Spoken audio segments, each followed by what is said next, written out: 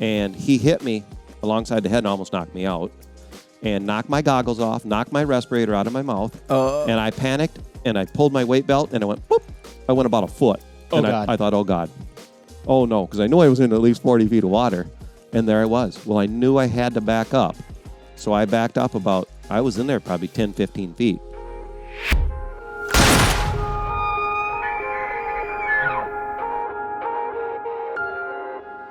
All right, what is up, everybody? We are sitting down with quite possibly the most interesting man on the Mississippi. We got Mr. Mike Valley across from us. If you could look around, you would think, well, these guys are going to do a podcast on hand-carved decoys, hand-painted decoys. Might be a separate podcast. Could be, honestly. At some point in time, but not the case. We were lucky enough to spend a couple days with Mike about a month ago, actually. Yep. So we're back up here in Prairie. We're in the state of Wisconsin. And we did some commercial catfishing. Mike was kind enough to show us the ropes a little bit, and we got a little bit of a window into the commercial fishing industry, I guess you might want to call it, on the Mississippi here. And then we also did a day of sport fishing. But Mike's got a shop up here in Prairie. Mike, just so I don't butcher the full name of the shop, what's the shop that you have here? It's Valley Fish and Cheese. Valley Fish and Cheese. How it's labeled, sure. Mm-hmm. And I guess before I keep rambling on, Mike, maybe introduce yourself and tell us a little bit about what you have going on here, and we'll kind of jump into, essentially your history and the history of the region if we can, and all the really super interesting stuff that surrounds it around here. Yeah, there is a lot of interesting on a daily basis. My name's Mike Valley, fourth generation commercial fisherman, passed down through our family. We run Valley Fish and Cheese here. Been in this location since 1983. Our daily life consists of catching, cleaning, smoking turtles, fish, seafood, alligator, making jerkies, making sausage, smoking. And it's been a wonderful, wonderful experience and a very unique experience, but it definitely is a dying experience. It is the trait is being lost. Yeah, that's the one interesting thing that you'd mentioned to us when we came out and we were fishing with you. This whole Mississippi River, and I guess I don't know because obviously being kind of in Wisconsin here to talk about the oceans and things like that, I'm not sure, but especially right here on the Mississippi River, you were mentioning how there was a heyday back at some point in time where there was tons of commercial fishermen on this river just working it up and down, and this whole kind of this Prairie Du Chen area and areas around it were just that was like their concentration almost was just on the river, and everything was sort of. The town sort of lived or died by the river and everything that happened off of it, right? and just about every little river town up and down the entire mainstay of the Mississippi River had numerous fish shops, smoke houses, commercial fishermen everywhere.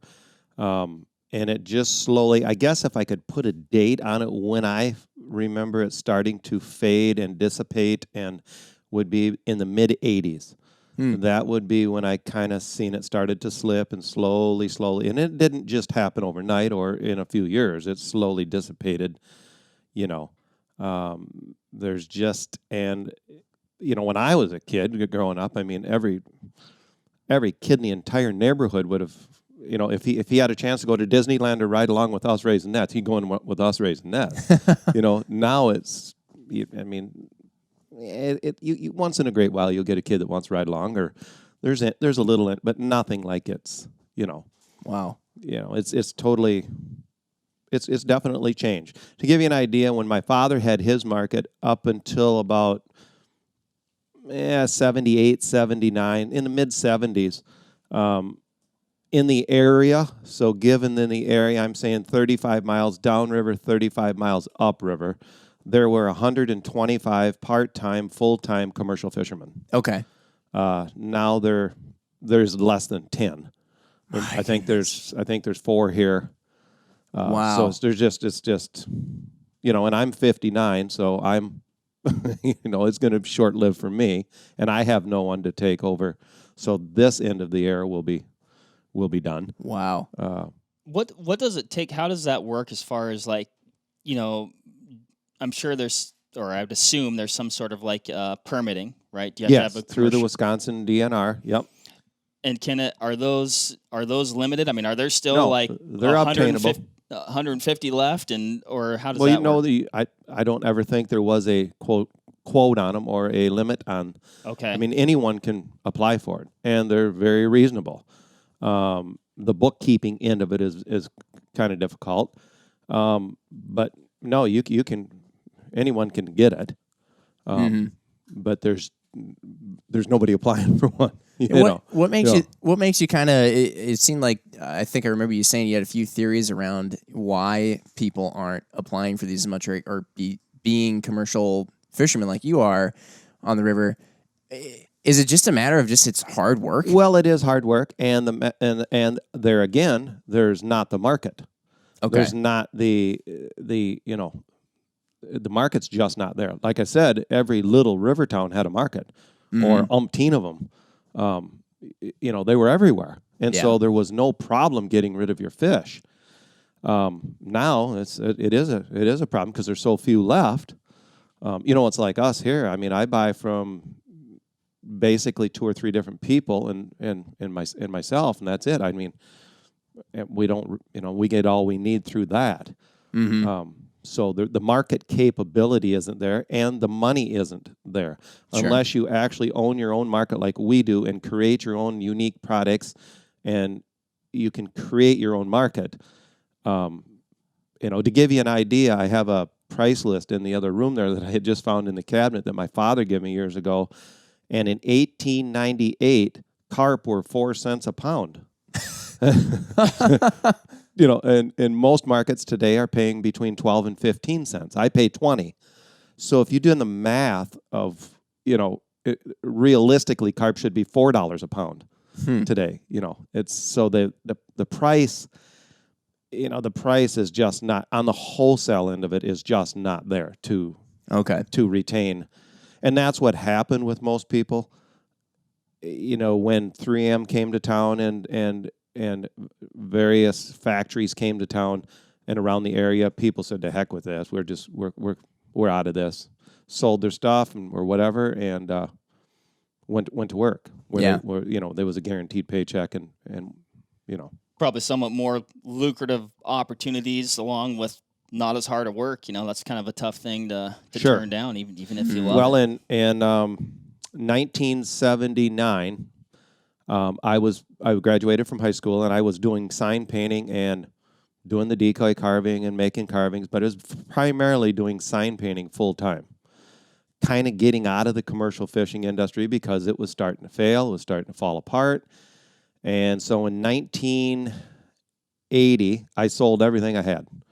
All my nets, my boat, everything, sold it, and I was going I was going to sign paint and go into that full time. So, and then in 1982, I ended up over in Marquette Meat and Fish Market was available, so I purchased that with the option to buy. So I ran it for a year, and that worked out pretty decent. But I could see what I needed to do. I needed to create my own business versus selling the fish wholesale, because you would go flat broke going wholesale. But the retail end of it, you could create products that weren't available anywhere else. Yeah. And you could name your own price for that product because there was nothing to compare it to. So then I purchased this place in 1983, and we moved over here and then started, building on that. And and it worked out very well. Yeah. And primarily, I mean, even today we don't do, it wouldn't even be one half of one, it wouldn't even be anything in the wholesale. We do a few wholesale, but very, very, very little. Mm-hmm, mm-hmm. You know, Interesting. So. Yeah. But you Yes. guys have such a cool shop here too. I mean, it's like a destination place for so many It people. is. A lot of people come. Have you from- painted then most of the signs and All stuff of that them. are all Oh, okay? yeah. So all the signs here All the are, signs are are- all you're yeah. doing then. It's Yeah. super cool. I mean, when you pull up, so if you're ever in the Prairie Du Chen area and you're going between Iowa and Wisconsin, there's a bridge there, and it's right off that bridge, basically on the Wisconsin side. You can't miss it. There's a giant muskie outside. Yeah. It's it is a really cool place though. But And man, worth a stop. And like Yeah. you said, I mean, there's a million things to look. If you got, if you give yourself if you need like some a fish solid half and hour have kids. I to mean, just look. But yeah, and a lot of the stuff in there, you know, and we'll get into this, I'm sure, at some point, either in this episode or another. But you know, you got all these cool foods made with the fish and all this stuff out of the Mississippi. And I have to imagine there's a lot of years of just knowledge passed down from people, like from your growing up and all that around yeah. here, as to how to smoke these things, how to make the right jerky, how to make the best, you know, kind of fillets and stuff for frying up fish. And we get the sense, especially when we were down here fishing too and talking to some of the other people around the area, like growing up here, people just found a way to make stuff work. Right. You know, you're not Absolutely. getting like the trophy fish necessarily. You might be catching carp, or you might be catching something else that other people, you know, red horse sucker, for example. There was one that we tried that a lot of people just think is a trash fish. But you make stuff work and you make it good, and then these kinds of things get passed down.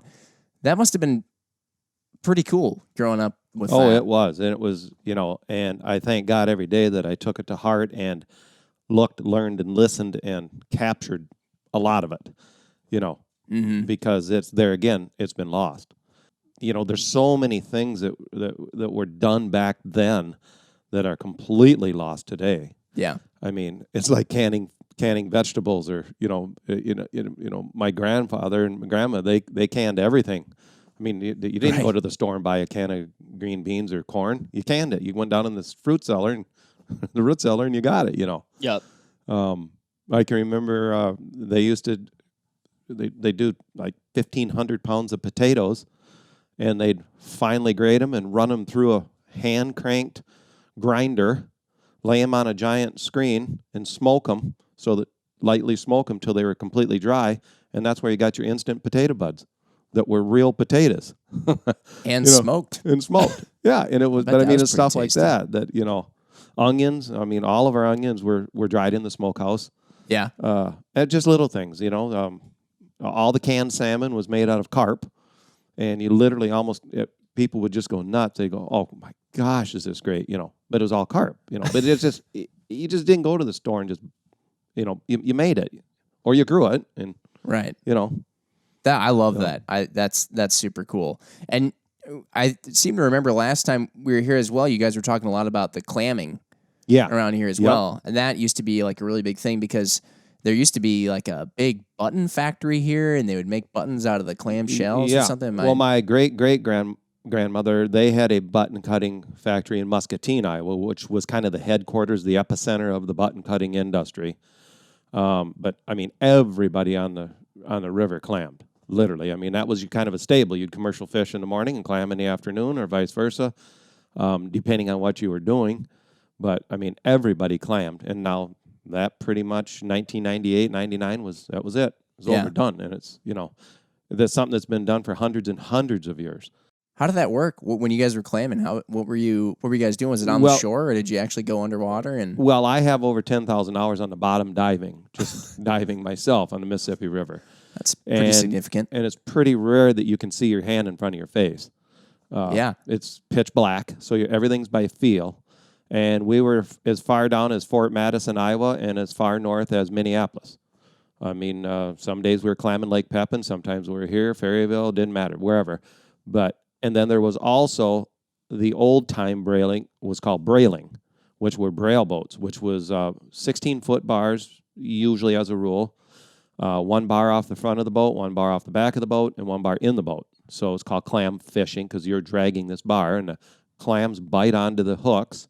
Really? And they're too stubborn to let go, and then you pull them up, And as soon as you pull one bar up, you let the other one down. So you were always fishing 2 bars, and you always had one in the boat. That's okay. the old way that was done. I mean, I have pictures here from the 1850s of people actually clamming here just north of Prairie a little bit. And then there was called pollywogging. So when the water would get real low in the summer, the clams would move up to the edge of the drop-offs. The steeper the drop-off, the better. And they would hang on the side of that drop-off, and then you'd wade down. If usually you're in 5-6 feet of water, 4 or 5 feet of water, and then it was called pollywogging. So we did tons of that. Huh. And that's you're just kind of like walking that edge and Yeah, you're just walking them. edge. A lot of people call it toe digging because you dig them out with your toes and then reach down and grab them, and then throw them in the boat. But I mean, we'd get a ton of clams a day, 2,000 pounds a day, 3,000 pounds a day. From just toe digging them? Yeah. Oh yeah. Jiminy And Christmas. the clamming industry up until about 1977, 78 was used for buttons, was used for the button industry. Yeah. They made beautiful brooches and necklaces and all different kinds of things out of clamshells since the 1800s. Then in about 1978, 79, I think in there, well, it would have been maybe even 77, right in that era, late 70s, that all collapsed. They found that making plastic buttons and colored buttons was a hell of a lot cheaper than using clams. And at that time, I believe they were 4 cents a pound, if I remember correctly, 3 to 4 cents a pound. And is that just the shells, or is that? That was a whole clam, live clam. So if you had 2,000 pounds, you're going to get. It was between $60 and $80. I think at the end of the button cutting thing, it was $75 a ton. So then the cultured pearl industry came into call. And what that entailed was they would take the heel out of the clam, which is the thickest part of the clam, and most of it was sent to Kobe, Japan, and then they cut a slug or a pellet out of that heel, tumbled it completely round, then they would operate on an oyster and embed that in an oyster. And that's how they formed cultured pearls. It was the only thing, and still to my knowledge to this day, is the only thing that an oyster will accept that it can actually form a cultured pearl over. So I had no idea. So a cultured pearl, you're taking part of a freshwater clam. Yep. And putting it in a saltwater oyster. Correct. And that's where cultured pearl. That's where cultured pearl comes from. And what it does, it irritates when they embed that into it's actually like a surgical procedure. Sure. And they embed that right into the meat, into the lip of the oyster, and then that creates a sore to the oyster, and it spits out what's called nacre, and that's the luster of an oyster, and then that forms like a 1/100,000th of a millimeter, just a super, super thin film over the top of that, the clam. Yeah.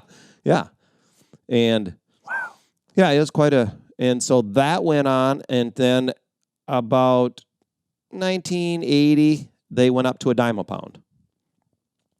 And then, and then they went to 15 cents. Then they went to a quarter, and at the end, they were $4 a pound. A pound. So in 1997, we were getting about $4 a pound. So that's some. So that was some serious money. Yeah. But also the clams dissipated from over harvesting. Oh, okay. Yeah. And you guys have the zebra mussels now, right? Well, yep. And then that's what pretty much done in the clamming industry, because I believe it was 96 or 97. I dove about mid-October, late October, because it was getting very cold, and we had no zebra mussels. We were hearing about them everywhere, and they were don't bring your boat from different lakes, Michigan, and different lakes, and so we were like, they'll never get here. We won't have them. The next spring, we resumed diving, like in, I believe it was first part of May. They were a foot thick, bank to bank. Never seen anything like it my entire. It was I was like, okay, come on, unbelievable. This can't be real. Like a light literally switch. Unbelievable. and they covered the entire bottom of the river that quick. And they just kill off the clams. Well, because- the clam is laying. They're buried 3/4 of the way in the mud or the sand, and then their mouth is only open maybe 1/4 of an inch, maybe 5/16, not 3/8. So they're barely open, and then they're sitting there and they're just sucking the nutrients out of the water. Okay. And when the zebra mussels get on top of their mouth of what's open, they encrust it shut. He can't breathe. Smothers him and kills him. So that's what, and literally just suffocating the suffocating. bottom of the, Yeah, because one zebra mussel get on, then another one. Pretty soon there's 40 zebra mussels on top of they cluster. Yeah. And so then the clam can't feed it. I mean, actually can be alive, but it ends up dying because it can't feed. It can't get the nutrients. So yeah, it's not a, and it also played a huge part on the commercial fishing because it made the water so clear at certain times that it was almost, impossible to fish because fish could see your net so easy, and it was hard to fish because of the zebra mussels would encrust on everything, and then all your nets get snagged. They would literally catch everything. Where normally it was a nice, clean, sandy bottom with a few clams. Now it's solid zebra mussels and sticks and everything. That's okay. So, yeah, it was. And the zebra mussels actually somehow made the water clearer? Oh yeah, crystal clear because they filter the water. They suck all the nutrients out of the water. Oh, I get it now. And and some years they're worse than others. Some years they're still here. Millions of them. That's billions. something that just seems like something you're never going to get rid of. No. Once they're there, they're just... Once they're there, yeah.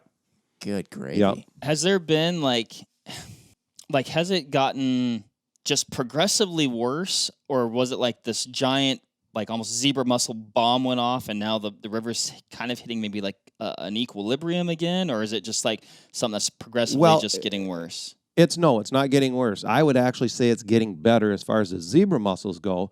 Now our newest problem that we have is that I have witnessed before my eyes is we are losing our trees at a horrible, horrible, unbelievable pace. All of our trees are dying on our islands because the water has been so high for the last 5 years. All the trees are dying.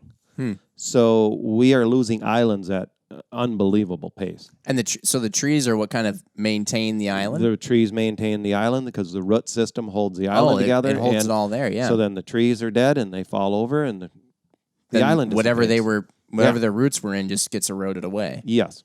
Yep. So that's the newest, that's the way bigger concern than the zebra mussels. That was pretty wild when we were out fishing with you, and that one tree tree fell over while we were fishing. Yeah, it was right next to us. But you were mentioning how those islands that are on the Mississippi they're really unique in that when we were out, I remember everybody was saying how low the water was that day. Yeah. But a lot of times it'll be high enough where you're actually at times catfishing in trees, like you're driving your boat through the trees. Oh, absolutely. In the springtime, yeah, absolutely. And that's another thing. It's so dangerous anymore that it's really, really dangerous because the trees are just barely hanging there. Yeah. And you try not to bump into them or anything. You're bumping into trees all the time, and they fall on you. Fall on your boat. You're going to be in trouble. But you're sunk. I've got original river maps from the 1880s all the way up to 1940. Of all the entire Mississippi River. And it is unbelievable the amount of islands. There was actually farms all around here out on the river that were farms. And now obviously, but I can remember when I was, 7, 8 years old, the amount of islands, I'm talking huge islands, like a block long, 2-3 blocks long, that are completely gone. Just vanished. Straight up gone. Gone. Yep, what's the contributing factor to those islands disappearing then? You said high water. High water and the flooding and erosion, more boats, because, take a pan of water and create a wave in it. And the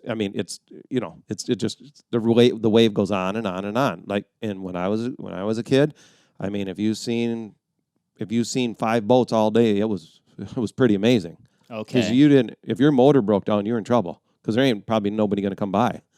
Now, there's hundreds and hundreds and hundreds of boats a day, thousands. So it's constant wave erosion. Just kind of Are laughing those away all at it. recreational boats or commercial boats or? Recreational. Yeah. All recreational. So that's another huge factor. I mean, it's, and then also when the water's higher, it's up on the island farther, so it's washing the actual root system of the trees away versus where it was lower, it'd be actually washing the sand away, Okay. Yeah. Gotcha. So it just, yeah. I don't want to circle back too far, but I did want to ask, like, what was so attractive about those clamshells that made, that kind of built that button industry? The essence of like the pearl essence, the beautiful, and different clams have different essence. I mean, there was all different. Like, for instance, the buckhorn clam that was called a pistol grip. Those were actually used for pistol grips. Yeah. Okay. Sure. So like some of the old Colts and the old stuff Colts like and that. stuff. Yeah.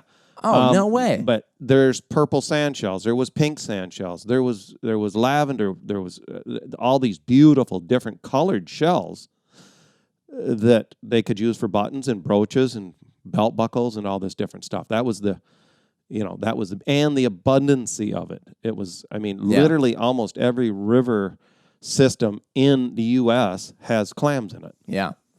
Well, from what I gathered, sorry to interrupt, but the place that got started up here around like this Iowa, Wisconsin, Mississippi River area was one of the first ones or something along those lines. It was almost like a gold rush. Yeah, it was Harper's Ferry, Iowa.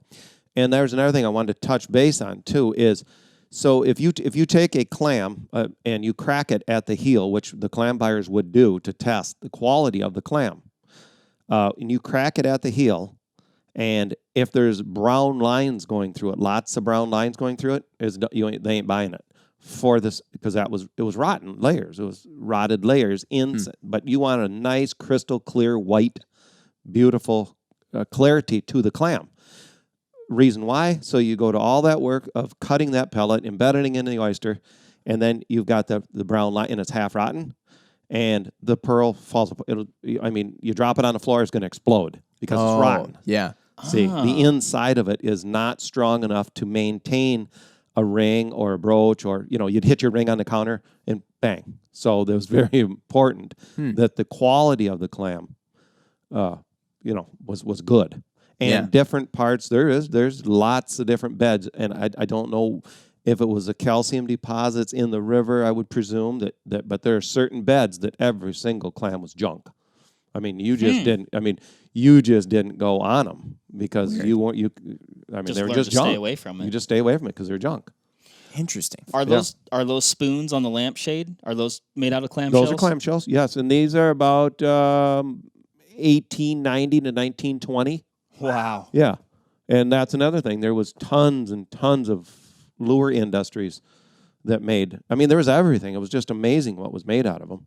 It's amazing what industries came from this river and how everybody lived off of things they got from the river, in and around the river. Like when we were here and, frying up the fish we caught, like, it was, we went out and one of the guys had grabbed a bunch of oyster mushrooms, fried those up, fried up some of the catfish we got, we were eating it on a boat next to a ferry, it was it was so cool. But knowing that so many people just grew up eating that and using all parts of the river for just their sustenance is, river life, really. Literally river life. Yeah. Oh, yeah, absolutely. One thing I wanted to touch base, too, is not to confuse people, because they would be asking this question, but river pearls, so a true pearl that comes out of a clamshell from the river is 100% pearl. It starts from a grain of sand. So the whole thing is solid pearl, where a cultured pearl is just a super thin film over the top of a clam. So a clam pellet, so to speak. So, yeah. The pearls, even when we were clamming, they were expensive, good. But they were nothing like they were like back in the 1800s and up into the 1920s. Back then, there was pearls that would bring $4,000 or $5,000. There's the freshwater pearls. On the freshwater pearls. Back then, $4,000 or $5,000. Yep, people would buy a complete house and I mean, it was just unbelievable what some of these pearls were bringing back then. Whew. Yeah, and I have documentation of different ones. There's it was unreal. So finding a pearl was pretty it was big deal. big. Was big. It was really big. Like life-changing. Oh yeah. Oh, absolutely. Yeah. Yeah. Absolutely. And like I said, I found hundreds of pearls, and you might find 2 or 3 in a day, or you might not find none in a day. I mean, you found a lot of slugs that people call pearls, but actually truly aren't a pearl. Mm-hmm. Yeah. To me, a pearl had to be almost. It didn't necessarily have to be perfectly round. Mm-hmm.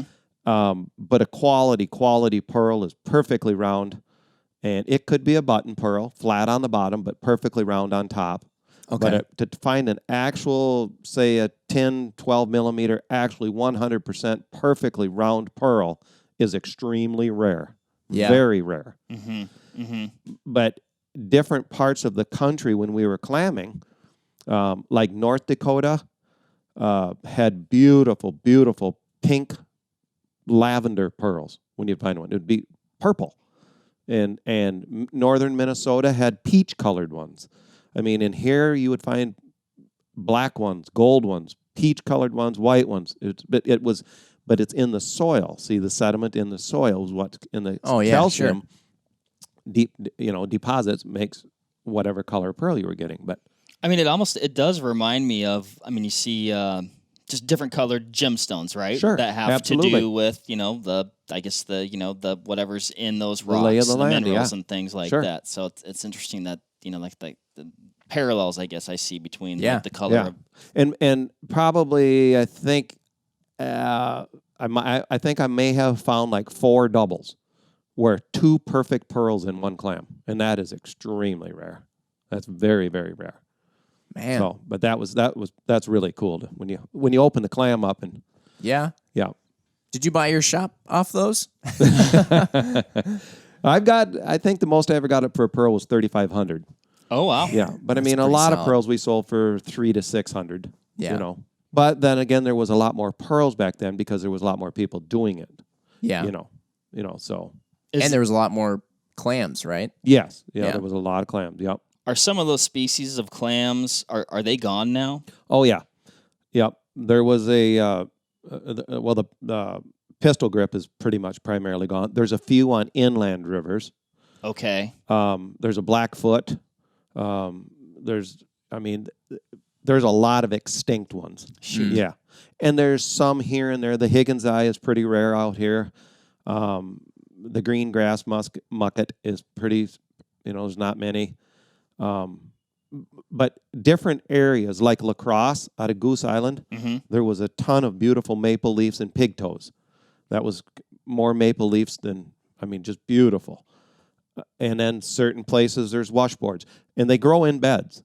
When you found a bed of 3 ridges, it would be 3 ridges. You'd find some mix, but washboards was washboards, pigtoes are pigtoes, maple leaves. They're all the muckets growing separate. They're all Interesting. they grow in beds. Yeah. Which is That's so pretty cool. Did the meat of the clam have any value? no. So all the clams every day were brought in and they were put into these giant cookers. It was just a big steel box Right. about the size of a king bed, with about 3-foot sides, and you'd fill that up with clams. You'd put old wet carpeting on top. You'd put about 6 inches of water in the bottom, and it had big firebox underneath. Ooh. Most of it was wood, and then you'd cook, and then the steam would open the clam up, and then you'd pick the meats out, or at the end, they had tumblers. You'd shovel the clams into a tumbler, tumble them around, meats would fall through the holes, and the clam would come out the other end. But when I was a kid, you did it by hand.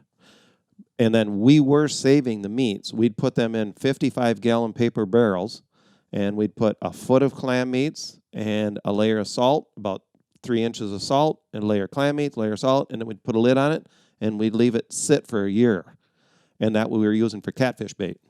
That was some of the best catfish bait. But we'd leave it sit for a year and ferment. The salt would actually preserve it, but when we dig them out, they'd be just almost rock hard. It sounds like something that if you smelled it'd make your eyes water. It does get, it gets pretty ripe. But for the most part, at the 90% of it went in for hog feed.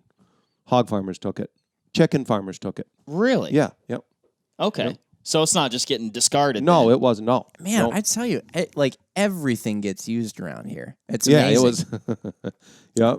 I mean, when you talk about doing it all too by hand, we get into kind of switching gears to the catfish side of things, or just the commercial fishing side of things too. Man, you guys kept yourself busy though, because I feel like anybody could talk to you and think that you're just like the biggest clammer ever. It was. But then you're also like the biggest fisher ever too. So, but doing all that stuff, like when we went out, we were hoop netting, which I hope we get into hoop netting, and you do some gill netting as well and all that stuff. But then we caught enough catfish that Mark and I know were like elated, right? I mean, we had a bucket of catfish on the floor of this boat, and then you were mentioning how sometimes you pull thousands of pounds of catfish, and so of course, our haul was like good, but not nearly as big as some of the big ones you've gotten. But we were then in your kind of shack here out back with like the fillet knives and the big hooks to rip the skin off. I mean, we were working on those fish for a while, and you do all that by hand, and you run a shop here. You're doing it all the time. It's all a lot of hands on. Another thing too I wanted to mention on the clams, though, there was different. Each clam was different priced. Mm-hmm. So the washboards are different price. They were the primarily, that was the ones they were the highest price. And then 3-urges were separate price. Maple leafs so they're all separate. So when you were sorting them, you had to keep them separate. You had to know. Yeah, and the size. There's also a size limit. You could only keep certain size clams of every species had a different size limit. So there was a lot to it. Man. Yeah. And you had to be fast at. So say when we're diving, like when I would be teaching new people how to dive, and they get down there and they dive, and you'd have about 50, 60 pounds in your dive bag, because your dive bag went over the top of your head and you're laying on your belly, flat on the bottom, and you're picking with both hands as quick as you possibly can. So that it's solid clams on the bottom, but there's only a certain size. So you got to kind of you got to feel for it. Well, the first few days that a new clammer would be doing it. Well, when you get up in the boat and you go to all that work and you have a 50-pound bag of clams and you only save 3 clams out of the whole bag, you're not going to make any money. Yeah. So that was you had to really get onto your game. I gotta say, I'm not the most aquatic person in the world. So, and I know one of the things that has always been like a bugaboo, if you will, for me getting underwater is not being able to see what's under there, right? And just not understanding too a lot of what's under there. It's like, what touched my leg? I don't know. It could have been a shark. But like, did you ever run into some pretty weird stuff when you're skimming along with your body along the bottom? I mean, you had to there was creepy crawlers. Most people can't do it. Most people couldn't do it. I mean, you're hooked up to oxygen up top too, right? Yeah. With some guy up there probably with a little generator pumping air into your. Well, we have a compressor in the boat. Yeah. And I never used tanks. A lot of people were using tanks, but I just used a compressor because that had 100-foot hose on it, and you can go wherever you wanted to go. But we had a lot of divers come in from Florida and Mississippi and different places that were big time divers. But they were clear water divers, and they'd come all the way up here. They'd get everything situated, and then they were done. They couldn't do it. They literally could not do it. Yeah. They'd panic. They'd get claustrophobic, and they couldn't do it. I was going to say, I have it sounds like it'd be claustrophobia. super claustrophobic. I remember one time we were diving out of the Quad Cities in LeClaire. We were staying at LeClaire, Iowa, and just below the Interstate 80 bridge, it was about 40 feet of water, and it was solid washboards. And we were really doing good. It was probably in 90, 91, I think it was. And there was an old tube that they had used, probably about a 5-foot tube they must have been pouring cement around it. Okay. Yeah. And somehow or another that was laying, it was probably, I don't know, could have been 20, 30 feet long, maybe longer. I don't know how long it was. Well, there was solid washboards. It was kind of laying at an angle in the water. And it was solid washboards around it, and then the washboards just went right on into it. Well, pretty soon I was inside, and I didn't even realize. I was like inside of a giant hollow log. Well, there was a massive catfish. I know damn well what it was. and he hit me with his tail. He slapped me with his tail because he would have been ahead of me, and his tail was in my face. And he hit me alongside the head and almost knocked me out, and knocked my goggles off, knocked my respirator out of my mouth. And I panicked, and I pulled my weight belt, and I went, boop. I went about a foot. Oh, and God. I thought, oh, God. Oh, no, because I knew I was in at least 40 feet of water. And there I was. Well, I knew I had to back up. So I backed up I was in there probably 10, 15 feet. So I backed up, and when I got to the surface, I was, that wasn't good. But, yeah, that was scary. My anxiety level went up just listening to that story. We're gonna need a moment to get back on track here. Oh, Yeah. That's spooky, man. That's That's spooky. that was a little scary. Another time down below Glen Haven, Wisconsin, across from Guttenberg, we were up in this backwater. My dad was my boat tender, and there was pond lilies there, and I mean I thought I was in 5-6 feet of water, and it must have been 75 feet deep there. And when I'm dropping down, I'd always have whoever your boat tender was, you'd have them feed you out in case of that. You know, you don't want to just go because you. I mean, you got to equalize your ears and stuff. And, okay. Oh man, I mean, it was deep, and I panicked, and I mean, I got down probably 40, 50 feet and popped my weight belt before I realized how deep it was because my dad didn't hold my. He thought it's only. You'd look at the place and you think it can't be over. You should just be able to stand up here. Well, yeah. I mean, you think you got pond lilies there. That seems to be an indicator of shallow water. Right. So I don't know why or Cooper, our camera guy, claims there's dinosaurs here somewhere in the Mississippi. Is that about the spot? I'm convinced Dillman's Pit. That's where they're at. That's where he thinks they are. Probably that's where some big old fish are. Yeah. My goodness. Yeah. So another neat thing, though, quick little story that's really cool is right over here below the bridge, right in front of the marina where Robert's got his marina there. We were diving one day, about 25 feet of water on a washboard bed, and we come across this covered wagon, and it's still there, and there's 6 horses tied to it, and everything was on the wagon. Now, the bars are still on, but obviously the canvas was gone. Wait, this was underwater? It's underwater. It's still there. Yep. But we there was a gun there we got all the really cool Crocs, and we had no idea. We didn't know what the heck it was, and so we took a bunch of stuff and then we got to the Historical Society out of McGregor. Well, here in 1904, January 21st, I think it was, these people from Marquette, this family, was moving over here to Prairie Du Chen, and they moved there, and they were coming across, and the horses and everything fell through the river, and they got out. Oh, in the winter? In the winter, Oh, the people got out. Yeah, the people got out. Oh, good. But they lost everything. Well, that's they're Wow. laid. Yeah. Holy that was man. That would be a cool. wild thing to find. Yeah. Are those Yeah. items in the museum then now, or where? Are We those? gave some of them to different people around, and But there's a ton of stuff laying on the bottom of the river. It's unbelievable. Something about say, whenever you're in a river town, because I remember going to school up in La Crosse, there's so much history in river towns. I think it's similar to anytime you're on like a big body of water, which I assume it probably could be this way with the Great Lakes too. But because there's so much always moving up and down, and especially in history, they use the river as such a big highway. Yep. That you would end up with.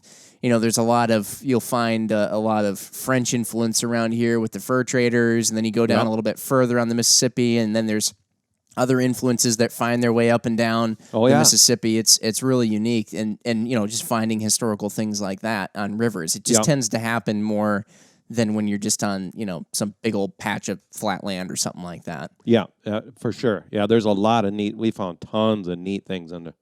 Every day we'd find something cool. Yeah. Yeah, every day.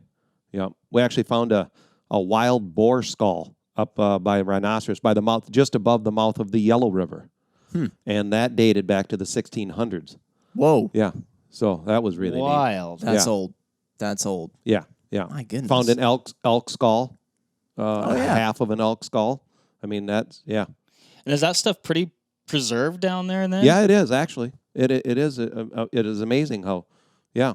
And are you coming across it because you just crawl over it, basically? Right? Yeah. You're not like, oh, look over there. that There's was something interesting. There's like, nope, it's in my lap. Yeah, that was before the zebra mussels, obviously. You know? Right. Yeah. Yeah.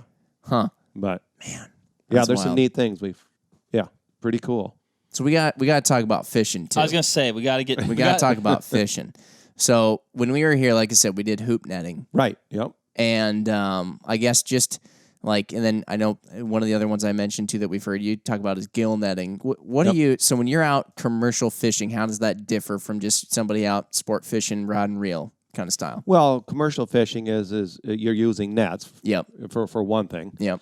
And you're catching, it's a total different aspect. It's totally completely different. And each type you had asked earlier about getting licenses and things from the DNR. So every type of gear that we use is a separate license for the DNR, from the DNR. Okay. So gill net's different, box trap's different, trammel net, seines, buffalo net, bait net, turtle, everything's different. And you have to monthly send in a report of what you catch out of every one of those types of nets you're using every month. Wow. But there's different types. So when we're gill netting, like right now, we're gill netting carp, like buffalo in early sheephead. August. Yeah, and you will get a catfish now and then, but you're not primarily using a gill net for that's carp, buffalo, and sheephead is your primarily three things you're using. Or where a bait net is for catfish, you're targeting catfish. You will get other fish in it. Where a buffalo net is like a bait net, but only your bigger mesh, so you're targeting buffalo fish. So every type of net is different. Mm-hmm. Mm-hmm. So, and when you're saying a bait net, you're actually baiting that net or not? Yeah. Well, now our net, when we raised them nets that day, we actually had it baited. We didn't have it baited, but I did, as you remember, I did leave in I left in 3 or 4 of the spawning channel cats. Yeah, the females, and, right? Females, with the real puffy yes, cheeks. Yes. The and ultimate then the next bait. time I had, I think I had 15 or 18 out of that net again. Oh, 3 okay. days later. So yeah, now I will be baiting this week, like I said, with soybean and stinky cheese mixed together. Mm-hmm. And then about mid-September, we'll take that out, clean the nets really good, and then we'll be strictly going for flatheads. Mm-hmm. Okay. So yeah, the kinds of catfish, and I think one of the things we were really particularly interested in was the catfish because of this seemingly undecided nature of catfish in the world's eyes. Some people love them, some people think they're disgusting, all Right. that stuff, which I'm sure we'll get into. But the catfish specifically, like when we went, we got flatheads and channel cats. Correct. Flatheads used to be called mud cats, but then they found that people didn't really want to buy something called a mud cat, even though Right. it was actually really tasty. Right, and it's the same aspect of yesterday I actually had 3 ladies came in and I had cooked up a bunch of snapping turtle nuggets that are absolutely to die for. I mean, deep fried little Sounds so snapping good. turtle nuggets, and they're just absolutely to die for. And I said, and I give them to people, and I says, would you ladies like to try some? And one says, I'm not trying it. Nope, no way. So I went and tried it, and she goes, what? It's not bad. It's really not bad. Well, then the other one tried it, and she goes, yeah, it's okay. I said, you know what the weird part of it is? If I'd have told you this is deep-fried lobster, you would have said, oh, my gosh, this is to die for. Mm-hmm. See, but your mind's already made up. And back to retrospect to the flathead, back when I was, growing up, and they were just called mudcat. That's what you never heard the word flathead. Yeah. And so obviously if you're from the city or wherever you're from, but you've never seen a catfish, you've never ate catfish, and somebody said, hey, would you like to come over to the house tonight or go down to Paul's restaurant and have some fresh mudcat? No, I think we'll pass. Right. Right. But it's all in the name, Yeah. And what most people don't realize, so I seen that and that's when we were in the kind of what I would call the crossover period, I was like, well, this ain't working, but a flathead or a mudcat's the same fish. It only eats live things. It will not eat anything dead or stinky. Mm-hmm. So, and it's just absolutely to die for meat. It's really good. It's excellent meat. It's great jerky. It's great for smoking. It's great for frying. It's a good, and we primarily try to target that. That's what we primarily try to target. Channel cat's great, don't get me wrong, but there's a lot of difference in a 2-pound channel cat versus a 15-pound channel cat. Where flathead, a 1-pounder or a 100-pounder, there's no difference. The meat is universal throughout. It doesn't matter. Interesting. So, I primarily, because I remember in Chicago or Boston or New York when my father was shipping fish 3 days a week, if you had 1,000 pounds of catfish, you could slip in 100 pounds of mudcat. They would buy 100 pounds of mudcat mixed in, but you couldn't send 300 or 400 pounds of mudcat and 600 pounds of channel cat. You'd be in trouble. So it's just. It's interesting because now would you say like it sounds like on a desirability scale? Oh, it's like definitely flathead. Flip-flop. Yeah, absolutely. Yeah, definitely. Even when we tried some of it, I remember I loved both, but the flathead was a little bit. You could just tell it had a little bit better flavor to it. Seemed lighter. It's and lighter. flakier It's milder. Yeah. Yeah. That was super good. It makes me. It Makes me hungry Now, for catfish. are those like the two main kind that you get here, or do you get other kinds? Because I know I've heard of other kinds of catfish. That's too. all we have here. We don't have blues or whites or nothing. We have bullheads, which is very similar to. It's quite similar to a flathead, but I mean, you can easily tell it apart. I mean, by looks and by taste, but it's still very good. How big does a bullhead get? I have caught a 4-pounder, but average is 1.5 pound, pound and a half. I mean, yeah. And when you're putting out, so like when we did hoop nets for those things, you were mentioning how, there was very specific spots that you had to put the net or else it wouldn't work, Right. And for some of it was what I'll call logistical reasons because the net would get screwed up. But some of it was for reasons where a catfish would never want to go in a hoop net there, but it would want to go in it over here. And, being not having bait in it too, you were using the idea that they almost felt cozy in the net, you made the net in such a way where they wanted to go in it. How did all that work?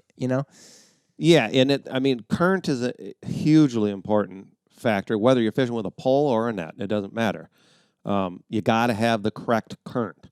Raging current is not good, and no current is not good. Mm-hmm. And placement of the net. I mean, you can literally move a net 10 feet and make all the difference in the world. Mm-hmm. It is even when you're pole fishing, it's. I mean, I can literally look at a snag or what and say, why don't we try it here? It's like, nah, it ain't right. And you just know after years and years and years of doing something, it's just not.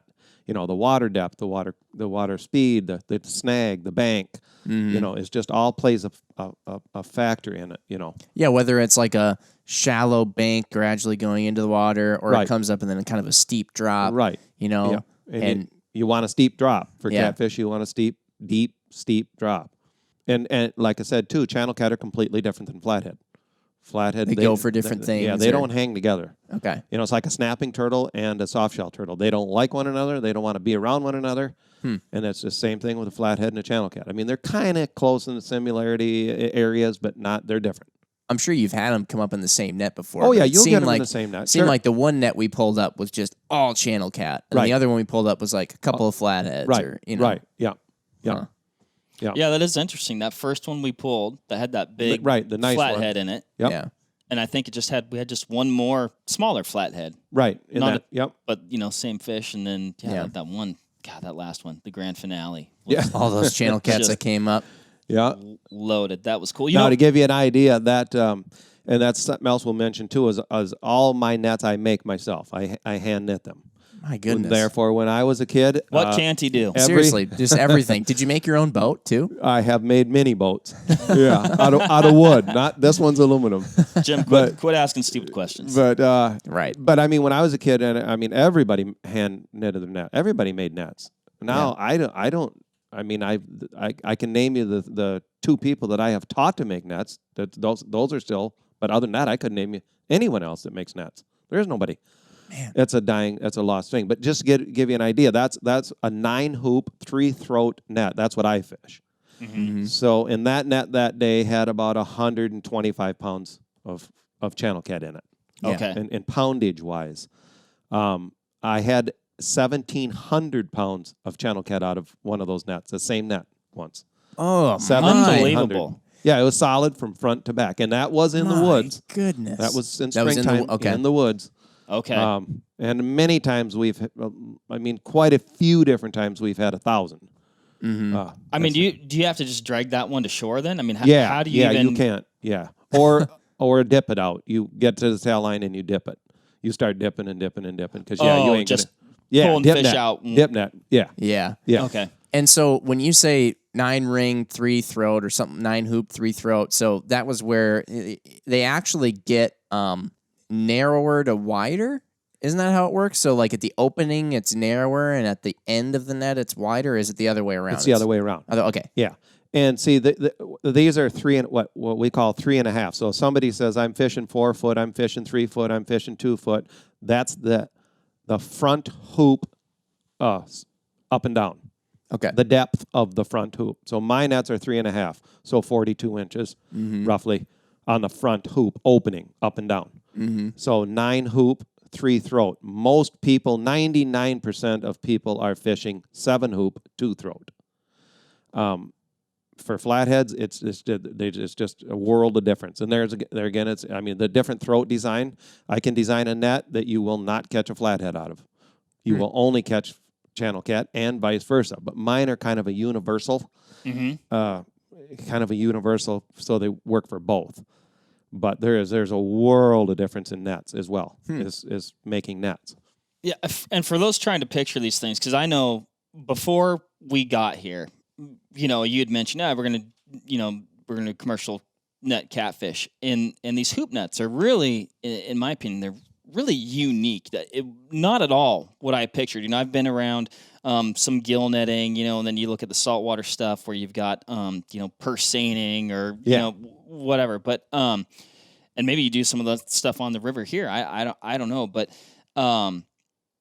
they almost remind me of, if a person is familiar with, but on a much grander scale, like if you've almost ever seen like a minnow trap or a crawdad trap, that's kind of like cylinder shaped, if you will, but tapered at the same time. It's almost like a glorified version of that, where it's open on one side, very similar, absolutely, and then closed on the, I guess in this case it's closed on the other side, right, completely, right. And it goes from kind of like the hoops are usually graduated about an inch. Okay. So the front hoop is 42 inches, and if you come back 9, it should be 35. 34 on the back. You try to graduate them about an inch. And reason for that is so that the current catches every hoop. Because if you had all the hoops the same size, the net would collapse. Right. Because the current wouldn't, it almost stays open like a windsock. Right. Is it just like a windsock? Absolutely. It is. There's your hydrodynamics. Yep. And then bam. And then you were saying too, like if it gets dirty at all, like any seaweed or anything on it, it's just done. They don't like dirt. If they get dirty, they just don't fish. It's just weird. Yep. Like in my mind, it would like camo it more. Right, or make it seem less like, oh, it's a net. Right. Yeah, like you they would actually think, want it really nice and clean. No, it just, I don't know why they don't like dirt, but if it gets dirty, forget it. Mm-hmm. Now, leaves aren't as bad. In the fall, when the leaves are falling on the trees, the leaf, a leaf, that's okay. That's okay. But dirt, actually, like sand fleas or moss or grass, they don't like it. There's something.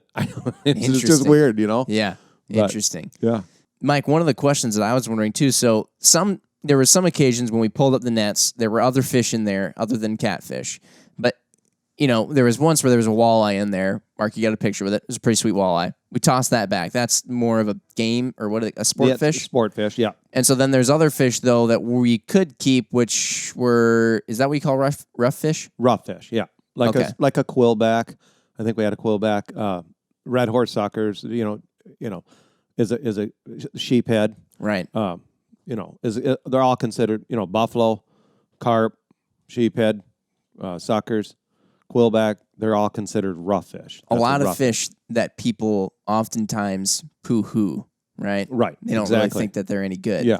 You keep some of those. Oh, yeah, and absolutely. You sell them in your shop. Yep. And people who are, none the wiser would be the wrong phrase to use. So people who are wise to how good they taste, get them and love them. Oh, and we tried the red horse sucker Yeah, Which I Mark, thought you was were excellent. you like couldn't even get over it. Like Yeah. it's funny because I grew up having barely fished ever. This was like the first time. This is like the diving in head first with Mike Valley when we went. You grew up with a lot of fishing. You like couldn't get your mind past it. I mean, That we were eating one of the most delicious fried fish I'd ever had, and it was just it was phenomenal. I mean, it was super good. It was uniquely prepared. It wasn't at all, like you said, a lot of these No fishiness to it. no None. fishiness to it. I mean, it was light, flaky, like it was like a puff pastry of Yep. fish. Yeah.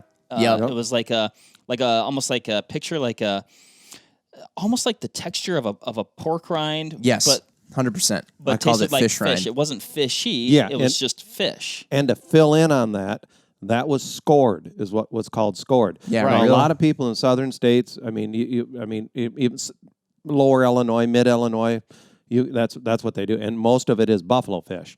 But so what you're doing with that is say if you got a red horse sucker, or you got a sucker, a white sucker, or a small buffalo, you usually want a fish that's about 2 or 3 pounds max. You don't want to do it with a 10-pound fish; it's too big. Okay. But scale it, fillet it, and then lay the skin down so the flesh is up, and cut it with a super sharp knife about 1/8 of an inch apart down to the skin. Don't cut through the skin. And that's what you do. So you're actually cutting through the bones, and then you can cut it up in bite-sized chunks, and then you bread it, deep fry it, and you're good to go. But if you didn't, if you took a red horse sucker and just filleted it and deep fried it, you can't eat it because it's so full of bones. Gotcha. So Right. But when you're cutting that close, you're cutting the bones so close and so fine that you're actually frying them.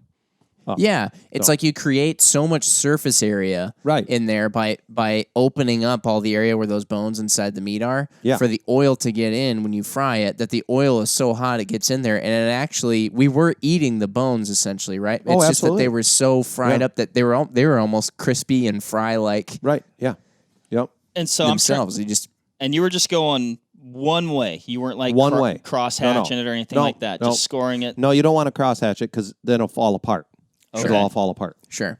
Yeah. Yeah, this was just kind of straight down all the Straight way down. along. Just gave it a Yep. bunch of louvers, Yep. and then just yeah, and then you chop. Do you chop the head off? You chop the tail off, and you just drop the whole thing in. Then is that how Well, that no, we're works? filleting it. Okay. So you scale it first. Oh, Very right, first right, thing you do is scale it, then fillet it off. And of course That's right. You fillet it off, and then yeah, okay. fillet it Yeah. off. Then I was trying to remember how But you're that part cutting worked. from the skin is down and then the flesh is up, so you're cutting down through the Yes. through the flesh to the skin. Don't cut through the skin. Only when you're cutting it apart in chunks. because the skin is what holds Oh, it okay. together. Skin holds it together. Absolutely. Yes. Okay. Gotcha. Now So- I Yeah. remember. Yeah. Only after it's fully fried. Correct. Boom. You break Yeah. it apart in those smaller pieces. Well, I know, like, it's just, and you fall victim to it, It's almost years of perpetuation of these myths, I guess, really. In a lot of ways, Right, it's yeah. a myth, and like, oh, don't eat that, or carp are horrible, and then, somebody, well, have you ever eaten one? Well, no, I just know it's horrible. Right, Yeah, exactly, And it's exactly. like, well, Yeah, exactly. Yeah. don't knock it till you tried it, Well, because yeah. And talk about another thing too. When you think back to the history of these river towns, it's what people ate. They lived Right, off of it. that's what- And exactly. If that's what you have on hand, and that's the thing that I found. Like, anytime you go somewhere where they're serving up something that you typically think of as gross, it's like maybe at some point, and maybe there is a way to make it where it would be gross. I'm sure somebody way back in the day when they settled this area probably caught a red horse sucker or whatever, and they filleted it and fried it or whatever they did, or they cooked it up somehow. Oh man, this thing's terrible. It's Yeah. full of bones. Right. But then if it's all you've got, you got to figure out a way to make it work and make it good. And Right. generally, people like I've heard it. Some people say it. It's what do they say? Meat is meat. It's good if you cook it good. It's bad if you cook it bad. yeah. Right. Point and- blank. Yeah. Yeah. Well, and Yeah. it's, and just from visually, right? You look at it, you're like, oh, it's a big scaled fish, kind of like those armored carpy type scales, which again, over time you get this negative. They've gotten this negative connotation or kind of public perception, and you look at the mouth shape. Oh, it's kind of a bottom feeder. That's Yeah. not going to be a good fish, and Yep. it's just not accurate, No. And then I think we even talked about this a little bit on the boat. We caught that quillback. I guess that one stands out in my mind, and it's like, again, it's kind of got some of those attributes that we were just describing, But you catch that fish, it almost looks like a saltwater fish. Yeah, it does, with that mi- high dorsal fin. And you catch that fish and salt. Oh yeah, I'll eat one of those. Or some of them don't even look that different from like a redfish. Yeah, that you catch in the well, salt the red water. horse looks very, very similar to a redfish. Right. Yeah. And when we which caught is- it, I thought it was a cool looking fish, and you were like, Right. But redfish, that's regarded, highly regarded. Highly, exactly. So it's just interesting how these things, Two over things I time. want to touch base with on, just to clarify. So when we're commercial fishing, no matter what kind of gear we're using, doesn't matter. We cannot take any sport fish, game fish. So Right, that's right. no bluegills, no walleyes, no crappies, no bass, no northerns. No, we can't take them. Now, everybody asks, well, do you get many? Very, very, very few. Number one, if you've got a catfish in a net, there ain't a bluegill in the world going in there. But there will be a bluegill go in first, and then the catfish will go in to eat him. yeah. But Gotcha. if you've got a net full of catfish, there ain't no bluegill going in there or a crappie or any. Some of those they know they're going to get eaten. Some of those flatheads we got when we filleted them up, there was bluegill inside. Oh, inside of absolutely. them. Yeah. And we do catch once in a while. We'll catch some game fish, but it's very rare. They don't hang with. It's like if you're fishing stripers. Stripers are in schools. Bass are in schools. They're in schools. They're by themselves. They don't hang with other fish, especially rough fish. And then another thing I want to touch base with. This has been 25 years ago. A group of women. It was called Women Becoming Outdoor Women, and they were from Cambridge, Madison, Verona, and in that area. And there was 30 of them. And I was putting on a fish fry for them. And they came here, and I cooked carp. I cooked carp, and I cooked walleye. And I switched it on them. And I only took the rib cage out of the carp, only the females, and they're absolutely to die for eating. They're unbelievable. And I fried them, and I told them they're walleye, and they're like, oh, my God, are these good? Oh, my. I wish my husband could fry fish like this. Man, are these good. And then I brought out the walleye, and I said, you got to try these. I said, this is carp. Now, I want you to keep it in mind. And they about 10 of them, they go, well, it ain't too bad. Then I told them, now, just use reverse psychology on you.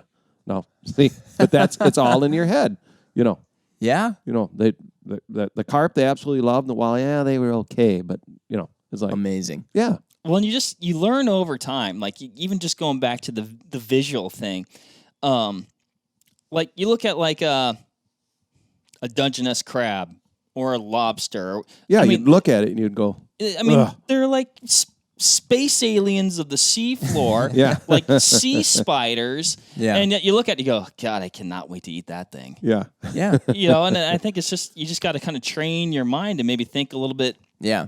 Or an octopus. I'm squid. Yeah. delicious. Yeah. I'm telling you though, like a lot of people, they'll order, calamari for an appetizer or whatever, and that's just kind of a universally accepted, like, oh yeah, it's good or whatever. I would take 10 times out of 10 that fried red horse, like scored red horse sucker, as an appetizer at a restaurant absolutely. over calamari. 10 times out of 10. Yeah, absolutely. Selfishly, I'm glad we're talking about these things because they're definitely an underutilized resource, and a lot of people, they're going out fishing, they're having a great day of fishing. You might not catch a walleye, but you catch a handful of sheephead that you're throwing back. It's like, man, you're throwing away some really good meals there. And then selfishly, I'm like, good. I'm glad you don't know. More for me. Well, and talk about the sheephead too, because then when you cut those things open, you get great meat out of it, and then you get the stones out of their head. Out of their head. What is that? That's now, like one of the craziest things. I'm right now. I am cleaning around 2,000 to 3,000 pounds of sheephead a week myself. That's in 4 days. By hand. By hand. That's what I'm cleaning. This week I will clean probably 3,000 pounds. Just sheephead. That ain't the other fish. Now, and I had it happen to me 10 times just on Saturday alone. People come in and they'll go, my God, because it's fresh out of the smoker and they look beautiful. Mm-hmm. They're all filleted, no bones. You eat the whole thing, and they're absolutely to die for. People come in and they'll go, "What are them?" Well, they're perch fillets. Perch fillets. Where are you getting perch that big? How big are they? I said, "Oh, they're 4, 5, 6 pounds. Some 10 pounds. Perch. Really? I've never." And I said, "Yeah. Would you like a sample?" Give Give them samples. Like, oh my gosh, that's good. Yeah, give us some. Do you sell any sheephead here? Do you ever do anything with sheephead? But if you call them sheephead, they're no good. It's all, we sell hundreds of thousands of pounds of sheephead a year as perch. Legally, we can because they fall under the perch category. Sure. But if you call them, it just, there again, it's all in your, and preparation, they're absolutely clean. It's huge, Huh. And it's like I had a guy come the other day and he goes, hey, I caught some fish yesterday. He goes, do you want them? I said, well, what are they? He goes, they're sheephead. I don't want them. And I said, well, where you got them? He goes, I got them in a cooler with water. I said, no, I don't want them. He goes, well, what do you mean? I said, you caught them yesterday? Yeah. I said, no, they're spoiled. Right. No, they're in a cooler of water, no ice. I said, Oh yeah, you said a lot of people like to have like a thing of water sitting there that they'll put the fish in. It's like the worst thing you can do. They just go bad. Right. Yeah. Just put them on ice. Yeah, put them on ice. Yep. No water. No just water. ice. Yeah. But I mean, it's just, But that guy, I said, did you catch anything else? He goes, no, we wanted to have a fish fry. He had a whole cooler full of beautiful sheephead. He says, yeah, we wanted to have a fish fry, but we didn't catch anything. So he goes, You had it. Thank you. It's like, Oh man. But Yeah. I don't know. I mean, unbelievable. I mean, Yeah, it you is take it- believable, but it's Right. You take a 10, 12-inch sheephead and you fillet it and you take the red meat off, get all the fat, triple rinse it in ice water, and it is as good. You fry that, you will never, ever, ever have anyone complain. That's the truth. No way. Oh yeah. well, we ate a pile couldn't of see it, Yeah. We did. and no Yeah. complaints here. Yeah, Yeah. we did. But well, Mike, the one thing we got to do here is we got another episode that we got to shoot with you. This is gonna be a two-part This is going to be a series. two-part series, all about specifically the catfish and tactics and cleaning those guys and stuff. So I'm gonna make sure that we leave some good tidbits for that one. So Yeah. I think we're gonna cut this one. Thanks everybody for listening as usual, but don't forget, Mike Valley is going to be on for another one here. Like we said, it's very specific to catfish. So, hopefully lots of tips and tricks for you guys to get out there in your own areas. But, yeah. All righty. Thanks, everybody. Thank Thanks, you very everybody. much for Next one. listening. You bet. All right, that'll wrap it up for this episode of the Vortex Nation podcast. Thanks, everybody, for listening. Hit that subscribe button so you can always stay up to date on the latest happenings over here at the Vortex Nation podcast. You can also follow us on Instagram at Vortex Nation Podcast. Again, everybody, thanks, and happy hunting and shooting. We appreciate it. Have a good one.